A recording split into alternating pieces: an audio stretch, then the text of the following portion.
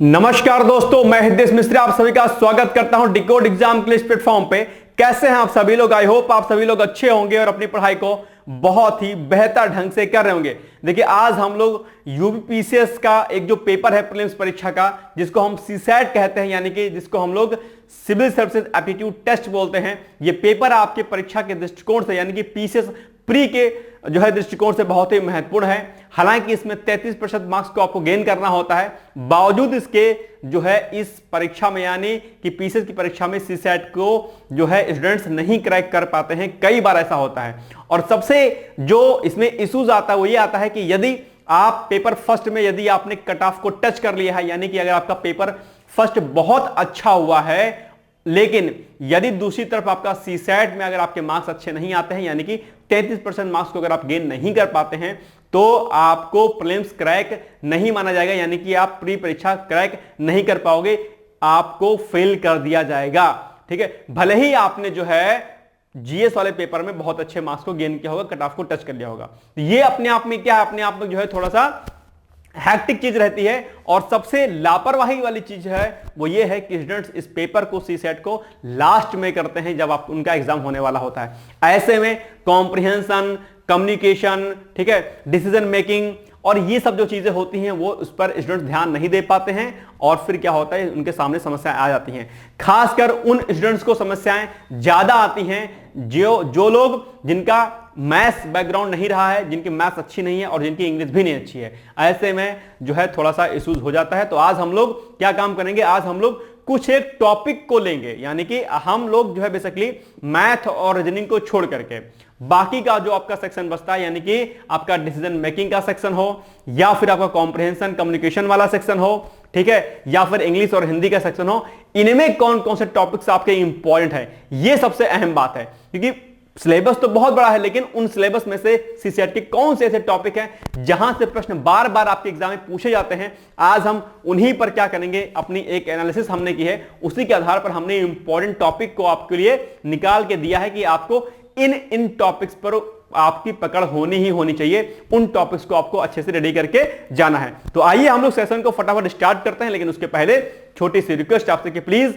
Video को आप लोग ज्यादा से ज्यादा शेयर कर दीजिए। इसके अलावा अगर आपको वीडियो अच्छा लगेगा तो प्लीज आप वीडियो को लाइक भी कर दीजिएगा। और कोई भी अगर आपको इंपॉर्टेंट आपका सजेशन है, कोई चीज अगर आपको समझ में नहीं आती है, कोई टॉपिक समझ में नहीं आता है, तो आप वो लोग कमेंट बॉक्स में जाकर कमेंट कर दीजिएगा। उस टॉपिक पर आपके लिए एक अलग से वीडियो बना दिया जाएगा। ठीक है, तो आइए हम लोग तुरंत फटाफट इस सेशन को स्टार्ट करते हैं। सबसे पहले हम लोग जो है ध्यान किस पे देंगे, अपने देंगे अंतर्वैयक्तिक एवं जो है संचार कौशल, यानी कि इंटरपर्सनल एंड कम्युनिकेशन स्किल पे। एक बात यहां पर आपको विशेष तौर पर ध्यान देनी है, और वो ये कि ध्यान रखिएगा आप लोग कि सीसैट को इग्नोर आपको नहीं करना है। और जो आपका इंटरपर्सनल स्किल कम्युनिकेशन है, कॉम्प्रिहेंशन है, ये इंपॉर्टेंट सेक्शन है आपके लिए। कॉम्प्रिहेंशन तो आपके लिए बहुत ही आसान होता है। 2 कॉम्प्रिहेंशन आपके आएंगे, एक हिंदी का आएगा, एक इंग्लिश का आएगा, जहां से 5-5 प्रश्न आपको देखने को मिलेंगे। तो आपको काम क्या करना है सीसैट में, कि आप पहले ये देखिए कि आपके पास कौन से ऐसे सेक्शन हैं जिस पर आपकी पकड़ अच्छी हो सकती है। कौन से ऐसे सेक्शन हैं उनको एक लिस्ट बना दीजिए। जैसे कि हो सकता है आप कॉम्प्रिहेंशन आपको इजी लगता हो, कॉम्प्रिहेंशन कर लीजिए। कॉम्प्रिहेंशन के अलावा फिर आप क्या कर लीजिए, आप कम्युनिकेशन का लीजिए। कम्युनिकेशन का क्वेश्चन भी क्या होता है, आसान आता है। कम्युनिकेशन के अलावा फिर आप देखिए हिंदी आसान होती है। ठीक है, अब हिंदी हो सकता है किसी की हिंदी ना सही हो, किसी की इंग्लिश अच्छी हो, तो आप दोनों में से कोई एक कर लीजिए या एवरेज कर लीजिए। इंग्लिश में आज हम आपको बताएंगे कि कौन से ऐसे टॉपिक इंग्लिश के हैं जहां से प्रश्न हर बार पूछता है, बार बार पूछता है, तो उन टॉपिक्स पर भी आपकी पकड़ अच्छे से होनी चाहिए। तो ये कुछ जो चीजें हैं वो आपको क्या होनी चाहिए, पता होनी चाहिए, और उसी के आधार पर दरअसल चीजों को अपने करना है। तो आज हम सभी बिंदुओं पर चर्चा करेंगे। इसके अलावा आप मैथ में और प्लस रीजनिंग में आप कुछ एक टॉपिक को डिसाइड कर लीजिएगा कि यार यहां से मुझे इन टॉपिक्स को करना है, यानी कि आपको सीसैट में अलग अलग टॉपिक से आपको प्रश्न को क्या करना है, इकट्ठा करना है, और उसके आधार पर आपको सीसैट को क्वालिफाई करना है। तो ये बात आप लोग क्या करिएगा, विशेष तौर पर आपको ध्यान देना है। ठीक है, चलो आगे बढ़ते हैं हम लोग। तो सबसे पहले हम लोग डिस्कस करेंगे अंतर्वैयक्तिक एवं संचार कौशल पर। ठीक है, अब देखो यहां पर कौन कौन से ऐसे टॉपिक है जहां से प्रश्न आपके एग्जाम में क्या होते हैं, बार बार पूछे जाते हैं। हम इन्हीं बिंदुओं पर चर्चा करेंगे। सबसे पहले अंतरवैयक्तिक अवरोध जो होता है, ठीक है, ये आपके एग्जाम में कई बार क्या होता है, पूछा जाता है। तो अंतरवैयक्तिक अवरोध के बारे में आप लोग डिटेल्स में अच्छे तरीके से पढ़ लीजिएगा, बढ़िया तरीके से, ठीक। दूसरा, अंतरवैयक्तिक संप्रेषण क्या होता है, इसमें डिटेलिंग में अंतरवैयक्तिक संप्रेषण यानी कि इंटरपर्सनल कम्युनिकेशन जिसको बोलते हैं, ठीक है। तो एक होता है इंटरपर्सनल कम्युनिकेशन और एक होता है इंट्रापर्सनल कम्युनिकेशन, ठीक है। इन दोनों को आप लोग अच्छे तरीके से रेडी कर लीजिएगा। और कम्युनिकेशन आप लोग जानते ही होंगे, ठीक है, कि कम्युनिकेशन क्या होता है। मैंने कई बार आपको समझाया है कि ए व्यक्ति है प्लस साथ में दूसरा व्यक्ति है, इनके बीच में तो जो ये व्यक्ति बोलेगा इसे क्या बोलेंगे, इसे बोलेंगे हम लोग क्या, प्रेषक बोलेंगे, और इसे क्या बोलेंगे, प्राप्तकर्ता बोलेंगे, क्या, प्राप्तकर्ता बोलेंगे। यानी कि ये कुछ कम्युनिकेट कर रहा है इससे और ये इसकी बातों को सुन रहा है। तो यही क्या होता है, संप्रेषण होता है। संप्रेषण कई प्रकार का होता है, verbal communication, non verbal communication, ये सब चीजें जो आपके एग्जाम में पूछी जाते हैं, डिटेलिंग में आप लोग इसको रेडी कर लीजिएगा। तो यहां पर अंतर्वैयक्तिक संप्रेषण को अच्छे से समझ लीजिएगा। दूसरा, मेटा संप्रेषण, एक होता है मेटा संप्रेषण, मेटा कम्युनिकेशन इसको बोलते हैं। यहां से प्रश्न कई बार आपके टॉप जो है पूछा जाता है। भाई साहब पेन उठा करके इसको नोट डाउन करते चलो, ठीक है। सारे टॉपिक हमने यहां पर लिख दिए हैं कि जहां से प्रश्न आपके पूछे जाते हैं हर हाल में, ठीक है। मेटा कम्युनिकेशन ये बहुत इंपॉर्टेंट है, यहां से प्रश्न पूछता है। शाब्दिक और अशाब्दिक संप्रेषण यानी कि verbal and non verbal communication का कौन कौन सा उदाहरण होता है वो आपको पता होना चाहिए, ठीक है। इसके अलावा संप्रेषण के चरण, प्रोसेस ऑफ कम्युनिकेशन बहुत पूछता है, ये कई बार आपके एग्जाम पूछा गया है, इसलिए इस टॉपिक को, संप्रेषण के जो चरण होते हैं इसको आप लोग अच्छे तरीके से क्या करिएगा, रेडी कर लीजिएगा। चक्र प्रकार का संप्रेषण ये क्या होता है, व्हील टाइप कम्युनिकेशन, ये भी कई बार आपके एग्जाम पूछा गया है, इसको भी आपको क्या करना है, रेडी करना है। मैं जितने टॉपिक यहां पर बता रहा हूं सारे बिंदुओं को आप लोग क्या करिएगा, रेडी कर लीजिएगा। अगर आपके पास नोट्स नहीं होगा तो इन टॉपिक को आप पीवाईक्यूज के माध्यम से कर लीजिएगा, जो हमने पीवाईक्यूज आपको कराया है, आप चाहें तो वहां से उसको कर सकते हैं, ठीक है। हमने 2012-13 से लेकर के और 2023 तक का जो हमने पीवाईक्यूज करा दिया है, जहां पर हमको लगता था समझाने वाला उसको समझा दिया गया है, बाकी हम लोग उसके आंसर को देखते हुए चले गए हैं, तो आप चाहें तो उसको देख सकते हैं, ठीक। ये टॉपिक हो गया। इसके अलावा इस पूरे टॉपिक में और क्या इंपॉर्टेंट है, संप्रेषण बाधा एवं अवरोध, जो बैरियर्स होते हैं, कम्युनिकेशन जो बैरियर्स होते हैं वो बहुत जरूरी होता है। जैसे कि शोर, अब वो बैरियर है। फॉर एग्जांपल जो क्या है कि ए व्यक्ति है, ठीक है, ए व्यक्ति क्या है, वी से बातचीत कर रहा है, लेकिन इस कम्युनिकेशन में क्या होगा, कई प्रकार के बैरियर्स होते हैं। जैसे अगर शोर हो रहा है, क्या हो रहा है, शोर हो रहा है, तो सिंपल सी बात है कि ए अगर कुछ इससे बातें बोलेगा तो सिंपल सी बात है इसके समझ में नहीं आएगा, यदि क्या होगा, शोर होगा। दूसरा एक शब्द क्या है, पूर्वाग्रह, क्या है, पूर्वाग्रह, बहुत बार आपके एग्जाम में पूछा गया है भाई साहब, बहुत बार, नोट कर लो। पूर्वाग्रह, अगर ए क्या है, प्रेषक है, ये प्राप्त करता है, और अगर बी क्या है, पूर्वाग्रहों से ग्रसित है, तो भी इनके बीच प्रॉपर कम्युनिकेशन नहीं हो पाएगा, क्योंकि ये बहुत अच्छा प्रेषक बोलेगा, बहुत अच्छा कम्युनिकेट करेगा, लेकिन यदि इसके मन में पूर्वाग्रह है इसके प्रति, तो इसकी बातें इसके समझ में नहीं आएंगी, क्योंकि ऑलरेडी ये पहले से नेगेटिव हो चुका है इसके प्रति। तो पूर्वाग्रह जो शब्द है यहां पर नोट डाउन कर लो, पूर्वाग्रह और शोर, ये दो शब्द आपके एग्जाम में कई बार पूछा गया है, इसलिए जितने भी बैरियर्स होते हैं, शोर हो गया, पूर्वाग्रह हो गया, और कई प्रकार के जो है क्या होते हैं, बैरियर्स होते हैं कम्युनिकेशन में, संप्रेषण में बाधक होते हैं, उन सभी बाधकों को आपको क्या करना है, रेडी कर लेना है। बहुत इंपॉर्टेंट टॉपिक है, याद रखिएगा इसको, ठीक है। इसके अलावा grey point communication, grey point communication क्या होता है, ठीक है, ये भी कई बार आपके एग्जाम पूछा गया है, तो ग्रे पॉइंट कम्युनिकेशन को पढ़ लीजिएगा। संप्रत्यात्मक शैली, जिसको हम लोग कॉन्सेप्चुअल स्टाइल बोलते हैं, ये भी आपके एग्जाम में पूछा गया है। तीसरा मतलब 10वां नंबर, अशाब्दिक संचार के पहलू, aspect of non verbal communication, जिसमें दो तीन चीजें आती हैं। एक आता है काइनेसिक्स, यहां से प्रश्न कई बार पूछा है, काइनेसिक्स हो गया, प्रोक्सेमिक्स हो गया, पार्श्व भाषा, ये 3-4 बार पूछा गया, 3-4 साल लगातार पूछा गया है। पैरा लैंग्वेज जिसको बोलते हैं, तो पैरा लैंग्वेज हो गया, और एक हो गया क्रोनोमिक्स, क्या, क्रोनोमिक्स। ये टॉपिक आपके क्या है, जहां से प्रश्न आपके बार बार पूछे जाते हैं। इन सभी टॉपिक्स को आप पीवाईक्यूज के माध्यम से, या जो भी आपके पास नोट्स वगैरह होंगे, ठीक है, आप वहां से इसको रेडी कर सकते हैं, ठीक है। इसके अलावा 11वें नंबर पर क्या है आपका, एक टॉपिक और है, प्रमुख शरीर संबंधी क्या है, भाव भंगिमाएं, ठीक है, उसमें क्या होता तथा उनका अर्थ, यानी कि जैसे पलक उठाना, अगर कोई कम्युनिकेट कर रहा है आपके सामने, आप अपनी पलकों को उठा रहे हो, इसका मीनिंग क्या होता है, ठीक। इसके अलावा चश्मा उतार के रख देना। आपसे कोई कम्युनिकेट कर रहा है, आपसे कोई बातचीत कर रहा है, आपने अपने स्पेक्स को निकाला और रख दिया टेबल पर, इसका मतलब क्या होता है। दूसरा, आगे झुकना, इसका मीनिंग क्या होता है, त्योरी चढ़ाना, ठीक है, त्योरी चढ़ाना मतलब अपनी भौं को ऊपर कर लेना, त्योरी चढ़ाना। नाक सहलाना, कोई बातचीत कर रहा है आप नाक सहला रहे हो, इन सभी का मतलब क्या होता है, अगर ए नाम का व्यक्ति क्या है, ए नाम का व्यक्ति कम्युनिकेट कर रहा है बी से, और बी यदि क्या कर रहा है, नाक सहला रहा है बी, या फिर अपना चश्मा उतार के रख दे रहा है, या इनमें से कोई एक्टिविटी कर रहा है, जितनी मैंने एक्टिविटी लिख दी है। वैसे तो बहुत प्रकार की एक्टिविटी इसमें से होती हैं, लेकिन जितनी एक्टिविटी हमने यहां पर लिखी है, पलक उठाना, क्या पलक उठाना, चश्मा उतार के रख देना, आगे झुकना, त्योरी चढ़ाना और नाक सहलाना, ये सारे टॉपिक आपके पूछे गए हैं आपके एग्जाम में कि इनका मतलब क्या होता है संप्रेषण में, वो आपको समझना है। इसके अलावा औपचारिक संगठन में संचार, इसमें से जितने इसके पार्ट हैं ये भी हमने आपको सीसेट वाले पीआरक्यूज में आपको कराया है। एक क्या है, वर्टिकल कम्युनिकेशन किसको कहते हैं, लैटरल कम्युनिकेशन किसे कहते हैं, डायगोनल कम्युनिकेशन किसे कहते हैं, अपवर्ड कम्युनिकेशन और डाउनवर्ड कम्युनिकेशन, ये सारा का सारा आपका कई बार आपके एग्जाम में पूछा गया है। तो 12 नंबर टॉपिक भी आपके क्या है, बहुत इंपॉर्टेंट है, और ये सब आपको पीआरक्यूज में ऑलरेडी मिल जाएगा, और वहां पर हमने आपको समझाया भी है इसको। तो सीसेट में इन टॉपिक्स को आपको क्या करना है, रेडी करना है। ये सारे टॉपिक बड़े बड़े नहीं, बहुत छोटे छोटे टॉपिक हैं, बहुत आसान और बहुत छोटे टॉपिक हैं, जहां पर थोड़ा सा अगर आपने एफर्ट लगाया तो आप चीजों को समझ जाओगे। ओके, चलो आगे बढ़ते हैं। अब हम लोग आ जाते हैं 13 नंबर टॉपिक पे।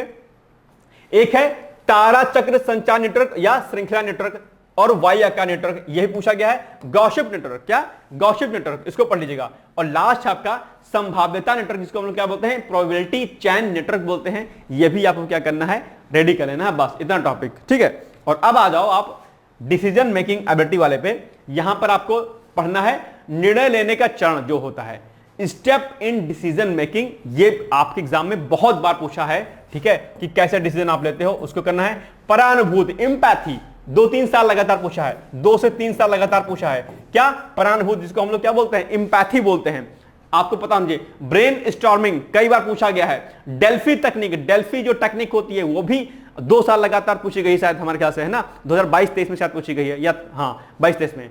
तो डेल्फी तकनीक देख लीजिएगा। समस्या समाधान संबंधी विधियां, जैसे कि एल्गोरिदम, बहुत बार पूछा गया है एल्गोरिदम।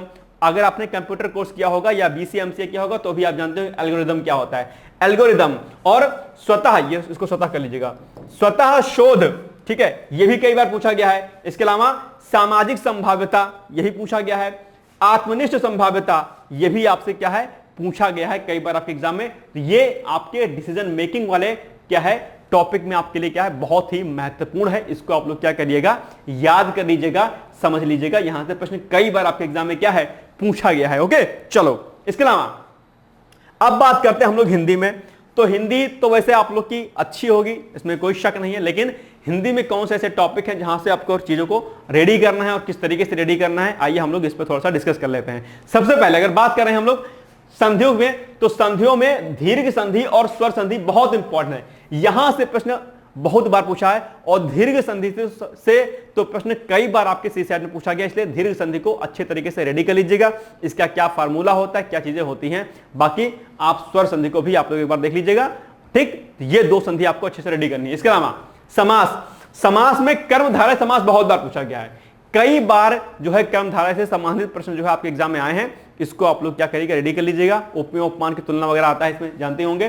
द्विगु समास और द्वंद्व समास, ये भी आपके एग्जाम में कई बार पूछा गया है। तो वैसे तो समास में कई प्रकार के प्रश्न आते हैं, लेकिन सबसे ज्यादा फोकस करना है आपको किस पे, कर्मधारय समास पे, फिर द्विगु समास पे, फिर द्वंद्व समास पे, ठीक है। इसके अलावा हिंदी में जो कॉम्प्रहेंशन आता है, 5 क्वेश्चन आपके सीधे सीधे जो यहां से आते हैं, और बहुत ही क्या होते हैं, आसान होते हैं। मैंने पीआरक्यूज कराते समय आपको बताया था कि कॉम्प्रहेंशन करते समय आपको अपना ध्यान पूरी तरीके से जो है उस पर रखना है, केंद्रित करना है। उसके बाद जो प्रश्न आपके एग्जाम में पूछे जाते हैं वहां से कर लीजिएगा। अगर आप हिंदी माध्यम के छात्र हैं तो हिंदी से लगभग 20-22 प्रश्न आते हैं, और बहुत ही आसान होते हैं, जिन्हें बहुत ही सुंदर तरीके से आप टैकल करके बढ़िया मार्क्स इसमें गेन कर सकते हैं। हो सकता है आप इंग्लिश के स्टूडेंट हो तो हिंदी अगर आपकी वीक होगी, कोई बात नहीं, आप इंग्लिश वाले को कर लीजिएगा, वहां से भी प्रश्न ठीक ठाक पूछा गया है।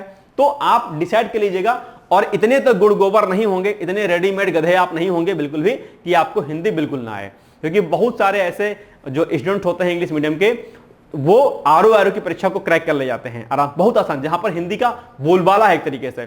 तो ये नहीं है कि आपको बिल्कुल नहीं आता होगा, इसलिए आप रेडीमेड गधे टाइप के तो बिल्कुल नहीं होंगे, आप आराम से चीजों को टैकल कर सकते हैं। आप कह रहे हो रेडीमेड गधा क्या होता है, सर्च करिएगा क्या होता है, ठीक है। चलो नेक्स्ट है वर्ण उच्चारण स्थान। ये भी एग्जाम में आपके पूछा जाता है, ठीक है, कि बेसिकली तालु से कौन सा वर्ण उच्चारण स्थान निकलता है, ठीक है, ओ होस्ट से क्या आता है, तालब्य से क्या आता है, ये भी लगातार जो है पूछा गया है। होस्ट मतलब सॉरी ओस्ट, ठीक है, वो जो होस्ट होते हैं आपके ओस्ट यहां से ओस्ट से, इसके अलावा तालब्य से, किसे, तालब्य से कई बार प्रश्न आपके एग्जाम में पूछा गया है। तो ये वाला आप लोगों को क्या करना है, रेडी कर लेना है, ठीक है। और इसके अलावा कंठ से, ठीक है, तीसरा कंठ से, ये तीनों जो है से प्रश्न आपके एग्जाम में कई बार पूछा गया है। तो वर्ण उच्चारण स्थान जो है आप लोग एक बार रेडी कर लीजिएगा। इसके अलावा तद्धो तत्सम, आरो एरो में पढ़ते होंगे आप लोग, तद्धो तत्सम पूछ लेगा। और इसमें जो प्रश्न सीसेट में पूछे जाते हैं तद्धो तत्सम वाले, वो युग्म वाले पूछे जाते हैं। जैसे कि एग्जांपल के लिए, फॉर एग्जांपल के लिए कि युग्म पूछ लेगा कि बताओ ये कोई युग्म है और इस युग्म में से ए और बी वाले में से कौन सा तद्धो तत्सम नहीं है या कौन सा तत्सम तत्सम नहीं है। ऐसा प्रश्न जो है आपके एग्जाम में पूछा जाता है इसमें।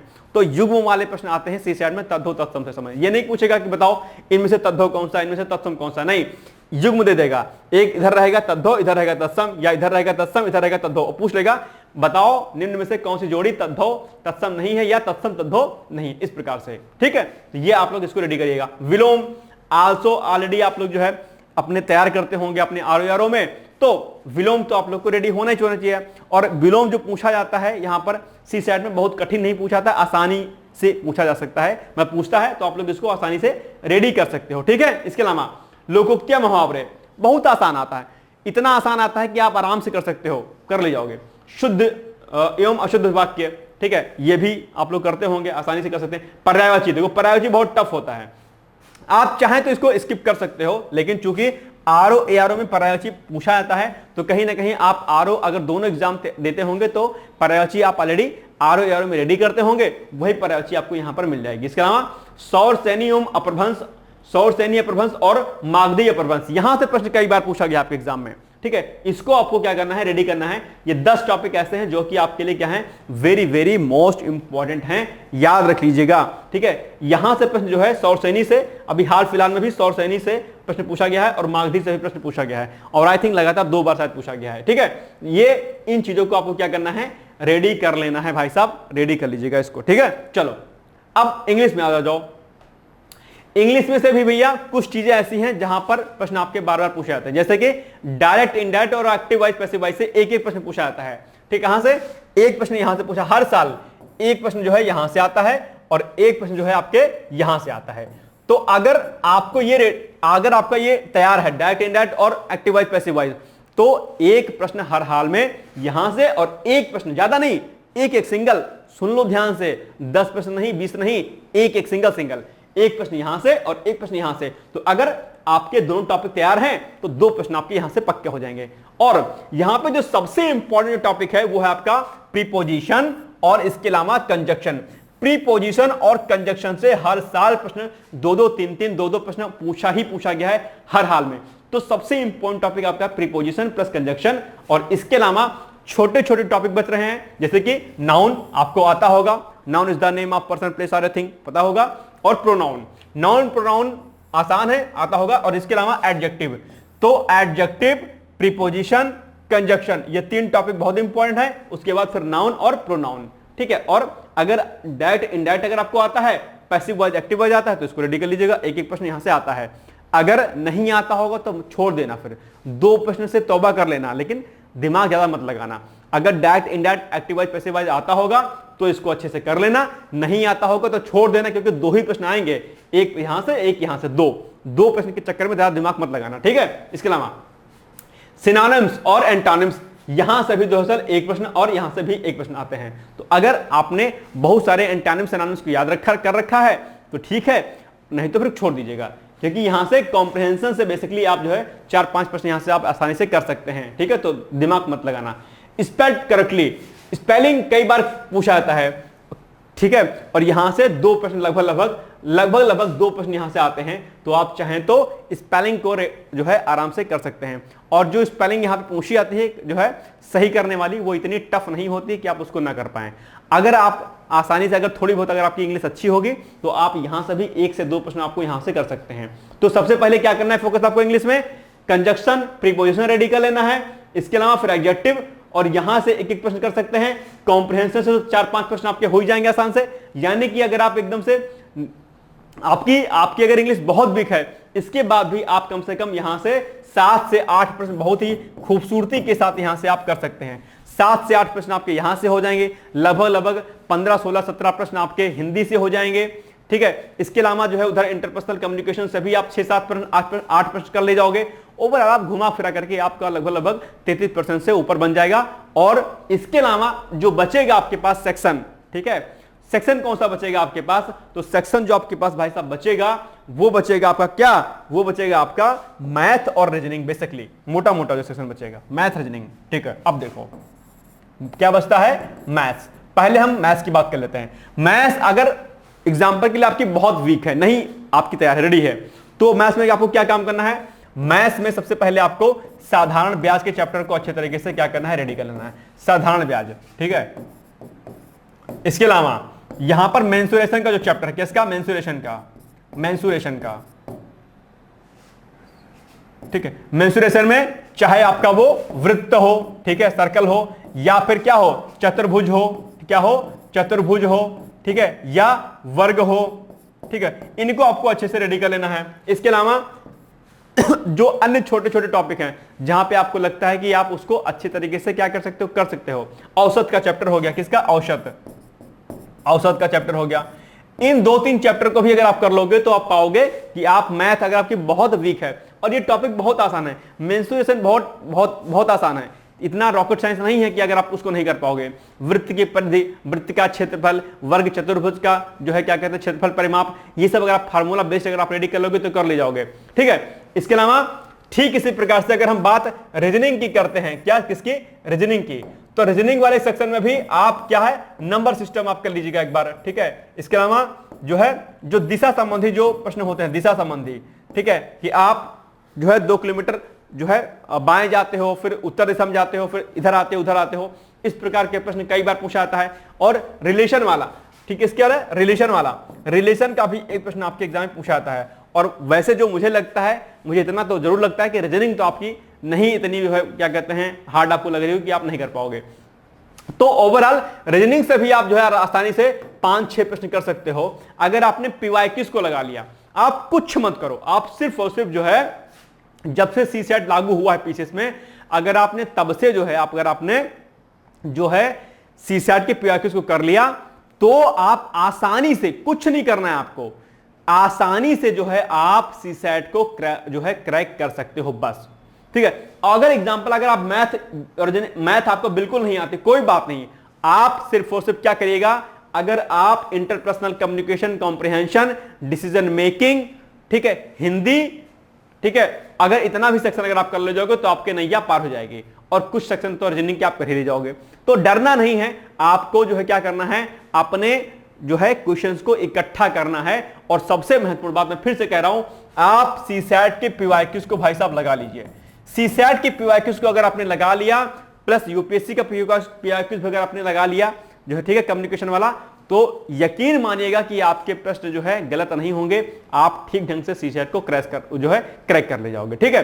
बस बाकी जो चीजें हमने आपको बताई हैं, ठीक है, जो हमने बिंदु यहां पर आपको बताए हैं कि इसमें से ऐसे तैयार करना है आपको, इन सब बिंदुओं को आपको रेडी कर लेना है, बस ज्यादा दिमाग आपको लगाने की आवश्यकता नहीं है, ठीक है। एक मैंने थोड़ा सा समराइज वे में मैंने आपको समझा दिया कि इन टॉपिक्स को आपको रेडी करना है, नहीं तो फिर डिसीजन मेकिंग में गोल गोल घूमते रहोगे और डिसीजन नहीं ले पाओगे कि क्या करना है, ठीक है। इसी तरीके से यहां पर हमने आपको बता दिया कि ये टॉपिक्स ऐसे हैं जहां से बार बार आपके प्रश्न पूछा जा रहा है। इन सभी बिंदुओं को आप लोग क्या करिएगा, रेडी कर लीजिएगा, आपके टॉपिक्स क्या हो जाएंगे, रेडी हो जाएंगे, ठीक है। बाकी कोई समस्या होती है, बाकी कोई दिक्कत होती है तो आप मुझे बताइए। बाकी मुझे नहीं लगता है कि ऐसा कुछ है सीसैट में जो आपको करने की आवश्यकता होगी। बाकी अगर समय मिला तो क्या कहते हैं, आपका जो ये कम्युनिकेशन का जो चैप्टर है, इसको एक बार मैं यूट्यूब पर पढ़ा दूंगा फ्री ऑफ कॉस्ट, ठीक है, अगर समय मिला मुझे तो। वैसे तो अभी समय ही नहीं बचा है, अगले महीने एग्जाम ही आपका है, लेकिन अगर समय मिला तो ठीक है पढ़ा देंगे, नहीं तो फिर अगले वर्ष के लिए जो है हम लोग 2025 के लिए जो है कम्युनिकेशन वाले सेक्शन को अच्छे तरीके से आपको करा दिया जाएगा। ठीक है, ये हो गया आज का हमारा महत्वपूर्ण वीडियो। आई होप आपको ये चीजें समझ में आई होंगी। बहुत बड़ा वीडियो हमने आपको लिए नहीं बनाया था, छोटा ही सेक्शन हमने बनाया है, लेकिन ये क्या है, महत्वपूर्ण बहुत है भाई साहब। ठीक है, इसको आप लोग इग्नोर मत करिएगा, क्योंकि पता चल रहा है कि आप जीएस में बहुत मेहनत कर रहे हो, लगातार आप पढ़ाई कर रहे हो, और अगर आपने सीसेट पर ध्यान नहीं दिया, सीसेट अगर आपने फेल कर गए, ये अपने आप में बहुत बहुत बड़ा जो है दर्द होता है, बहुत पेन होता है कि आपने जो सबसे कठिन सेक्शन था आपका जीएस का, उसकी कट ऑफ को आप टच कर गए, लेकिन दूसरी तरफ आपने जो है, जो आपका ये सेक्शन है आपका सीसेट वाला, उसको आप फेल कर गए। तो ये आपके लिए बहुत दुखदाई होगा। इसलिए भाई साहब अभी भी समय है, आप जितना हमने आपको बताया है उतना आप कर लीजिएगा, और जो जो सेक्शन आपको आसान लगता है सीसेट में, उन सेक्शन को लिखिए कि हमें इन सेक्शन पर फोकस करना है, या जो सेक्शन आपका बहुत वीक है, उस वीक सेक्शन को आप इतना एवरेज कर लीजिए कि कम से कम अगर वहां से 10 प्रश्न आते हैं तो वहां से कम आप 3-4 प्रश्न तो वहां से कर ले जाएं। जैसे कि एग्जांपल के लिए मैथ आपका बहुत वीक है, तो मैथ में से आप उन टॉपिक को चूज कर लो जो बहुत आसान है, जिसको आप कर सकते हो, तो उन टॉपिक को चूज कर लो, उस पर मेहनत कर लो, 3-4 प्रश्न वहां से कर लो, हो जाएगा। तो इस तरीके से चीजों को आपको करना है। आई होप आपको वीडियो अच्छा लगा होगा। हम लोग मिलेंगे अगले एक नए वीडियो के साथ। और हाँ, एक बात मैं आपको बता दूं कि डेली मॉर्निंग में मेरे द्वारा करंट अफेयर्स की क्लास ली जाती है, जहां पर आपको न सिर्फ करंट अफेयर्स कराया जाता है, बल्कि एसए के टॉपिक्स, आपके मुख्य परीक्षा के टॉपिक्स, एक प्रश्न अभ्यास के लिए, और कई अन्य मुद्दों पर आपसे चर्चा की जाती है जो आपकी परीक्षा के दृष्टिकोण से क्या होता है, महत्वपूर्ण होता है। तो उस लेक्चर को आप लोग यानी कि डेली मॉर्निंग में 8 AM पर आप उसको देखना ना भूलिएगा। हालांकि संडे को करंट अफेयर्स हमारा नहीं आता है, ध्यान रखिएगा। ठीक है, फिर मिलते हैं कल एक नए वीडियो के साथ। तब तक आप लोग पढ़ते रहिए, मस्त रहिए, व्यस्त रहिए। पीसीएस में एसडीएम के लिए आप सभी लोगों को बहुत सारी शुभकामनाएं हैं। All the best, bye bye, take care.